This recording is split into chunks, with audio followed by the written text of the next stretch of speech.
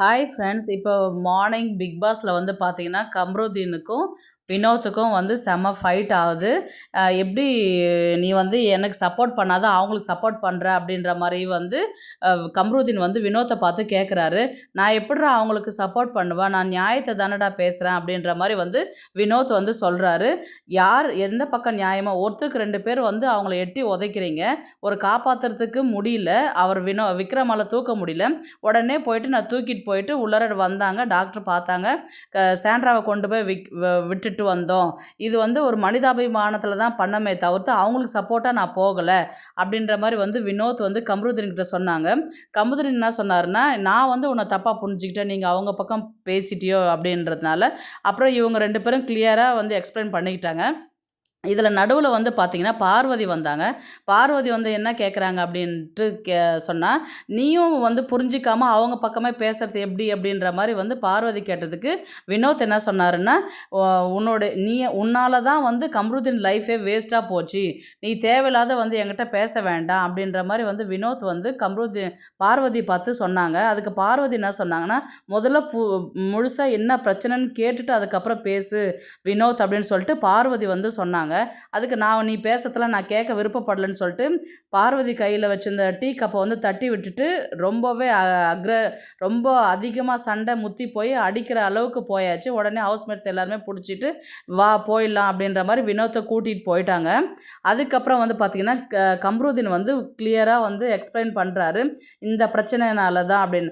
அதுக்கு வினோத் என்ன சொல்கிறாங்க, ரெண்டு பேர் மேலேயுமே தப்பு இருக்குது, சாண்ட்ரா மேலேயும் தப்பு இருக்குது, உன் மேலேயும் தப்பு இருக்குது, ரெண்டு பேருமே வார்த்தையை விட்டுருக்கக்கூடாது, வார்த்தையை விட்டுட்டீங்க, நீ அவங்கள பேசின்னு இருக்கிற, அவங்க உன்னை பேசின்னு இருக்கிறாங்க, அதோட அமைதியாக விட்டுட்டுருக்கணும். 3 பேரும் ஃப்ரீயாக தானே பின்னாடி உட்காண்ட்ருந்தீங்க, அப்புறம் எதுக்கு தேவையில்லாத ட்ரிகர் பண்ணி சண்டையை வந்து பெருசாக்குனீங்க அப்படின்ற மாதிரி வினோத் வந்து கேட்டுக்கிட்டு இருந்தார்.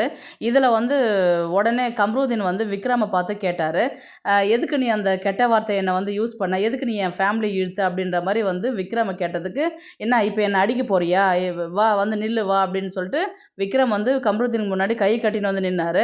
ஏய் நான்லாம் உன்னெல்லாம் அடிச்சுன்னா அது எனக்கு தான் அசிங்கம் அப்படின்ற மாதிரி வந்து கம்ருதீன் சொன்னார். இன்னொன்று, இது ரியாலிட்டி ஷோ ன்றதுனால தான் உன்னை சும்மா விடுறேன் நான், நீ வெளியில் வா அப்புறம் தெரியும் உனக்கு என்னை பற்றி அப்படின்ற மாதிரி வந்து கம்ருதீன் வந்து விக்ரம் பார்த்து சொன்னார்.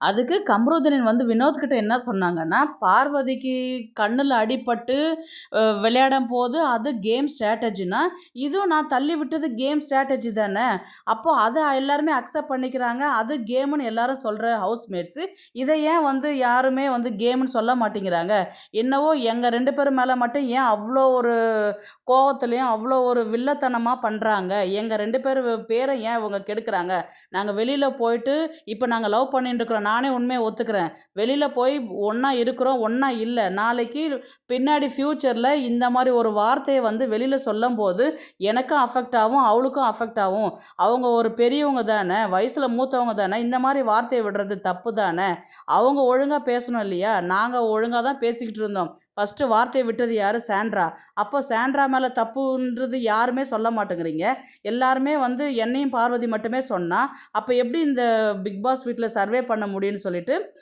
கம்ருதீன் வந்து கேட்குறாரு. உங்களுடைய ஒப்பீனியன் என்னன்றது கமெண்ட்டில் ப்ளீஸ் மென்ஷன் பண்ணுங்கள் ஃப்ரெண்ட்ஸ். ப்ளீஸ் லைக் பண்ணுங்கள், ஷேர் பண்ணுங்கள், சப்ஸ்கிரைப் பண்ணுங்கள்.